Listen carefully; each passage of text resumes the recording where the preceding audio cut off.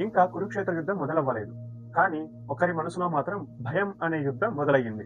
అది ఎవరో తెలుసా? తెలుసుకోవాలనుకుంటే మనం ఈ శ్లోకాన్ని చదవాలి. దృష్ట్వాతు పాండవానీకం అంటే పాండవుల సైన్యాన్ని చూసి.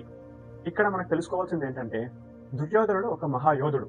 కానీ ధర్మం ఎదురుగా నిలబడినప్పుడు అధర్మంకి ఆటోమేటిక్ గా భయం మొదలవుతుంది. పాండవులు ధర్మం సైడ్ ఉన్నారు. అందుకే దుర్యోధనుడి మనసులో భయం ప్రారంభమైంది. ఆచార్యం ఉపసంగమయ అంటే తన గురువు ద్రోణాచార్యుడి దగ్గరికి వెళ్ళాడు. ఎందుకు వెళ్ళాడు? మనిషికి మామూలుగా భయం అయినప్పుడు వాళ్ళకి ఎవరైతే సపోర్ట్ గా ఉంటారో వాళ్ళ దగ్గరికి వెళ్తాడు.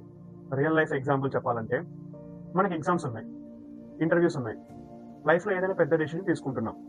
అప్పుడు మనం బయటకి చాలా స్ట్రాంగ్ గా కనిపించినా లోపల ఏదో కొంచెం టెన్షన్ గా ఉంటుంది. అప్పుడు మనం ఎవరి దగ్గరికి వెళ్తాం?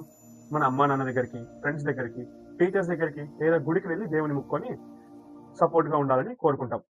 అలాగే దుర్యోధనుడు కూడా వాళ్ళ టీచర్ అంటే గురువు అయిన ద్రోణాచార్యుడి దగ్గరికి వెళ్ళాడు.